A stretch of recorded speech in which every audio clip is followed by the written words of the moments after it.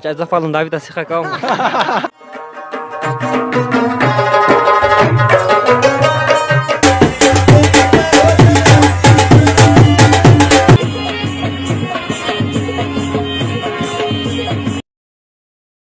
سلامونه دوستانو، هیله ده چې روغ او جوړ به یاست او د صحت کلي به مو پورته وي. دوستانو نن ورځ یو ځل بیا د یوې بلې ښایسته ویډیو په وړاندې کولو سره ستاسو ورور مسعود همکار حاضر شوی یم. نن ورځ د خوست ولایت د تڼیو ولسوالۍ د ګګر بګر ځوانانو سره بنډار لرو. د دوی له خولې څخه به ټوکې ټکالې، همدارنګه په وروستیو کې به اتڼ او پخلی هم راسره وګورو. دوستانو خبرې ډېرې نه اوږدوم، زما په څنګ یو ښایسته ځوان ناست دی. ګرانه که لیدونکو ته د ځان ور معرفي کړې. مننه همکار صاحب، نوم مې رئیس روخان. ډېر ښه روخان صاحب، ډېر ښایسته ځان مو جوړ کړی دی. غاړې ته معاملونه هم اچولي دي، ډېرې زیاتې ګوتمۍ مو اچولي دي. د لباس په اړه مو هم لیدونکو ته معلومات ورکړه ګرانه. مننه همکار صاحب، د ګوتمۍ او د غاړې زه ډېر سخت شوقي یم. دا ګوتمۍ د غاړې مو ته ملګري ډېر لرې لرې ځای څخه ډالۍ کړي دي، او د بل د ګوتمۍ د غوړې څخه زه ډېره لیونۍ مینه لرم.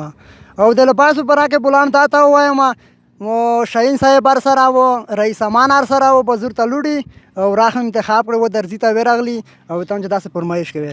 ډېر ښه روخان صاحب، په وروستۍ کې به لیدونکو ته څه ولرې؟ او دا یو نیم غزل به ووایي. ډېر ښه، ارشاد اورو یې. سترګې د جانان د درګې ژورې ډانډې دي، ورې ورې په ورڅه چې ور ونه لوېږې کاندې دي. سترګې د جانان. ډېر ښه روخان صاحب، ډېر خوند یې وکړو. یو بل غزل به وایم، یاره لوړې دوبۍ ته د زړه سره مې لوس نیولی دی، ته اوسېږې جاپان کې جانانه موسن خوس نیولی دی. ډېر ښه روخان صاحب، ډېر خوند یې وکړو. زما په څنګ یو بل ښایسته ځوان ناست دی، ډېر ښایسته ځان یې جوړ کړی دی. ګرانه که لیدونکو ته د ځان ور معرفي کړې. جار همکار صاحب، مو په خپله سټه رئیس امان تڼی. ډېر ښه رئیس صاحب، د ملګري وایي دی ډېر شوخ دی، ډېر ښایسته شعرونه وایي، بیتونه وایي. دا خبره رښتیا ده، ویلی شي؟ والله همکار صاحب بالکل ملګري سره چې کنم نمره غره کم ته ونیمه شټوکه پرډې وي ته ولمه جامه خلکتینه وي ته کوم انسان دوه ورځې ژوند چې ته ځای تېر کړي. ډېر ښه رئیس صاحب اورو یې.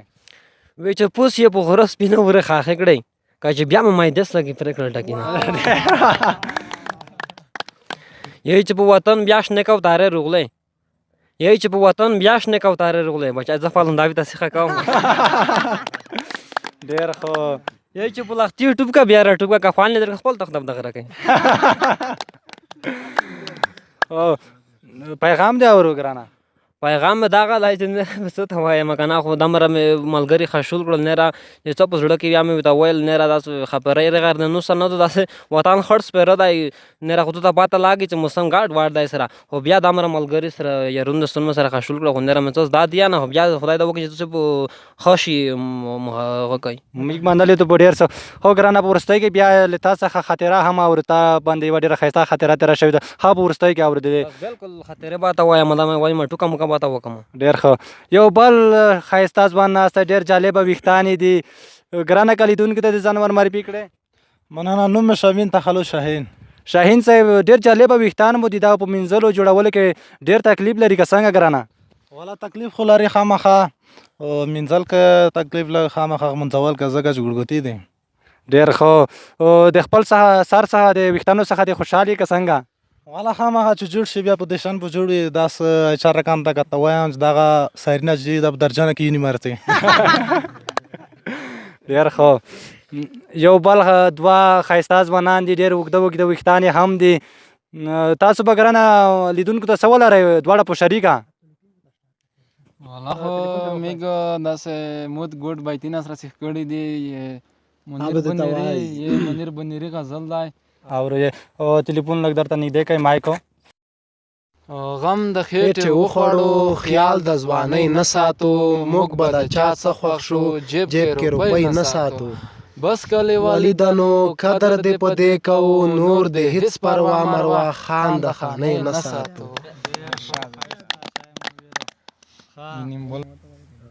موږ به خپله یو بل د منیر بنیری شعر دی، هغه به درته ډالۍ کړو په دې هیله چې تاسو خوښ شي.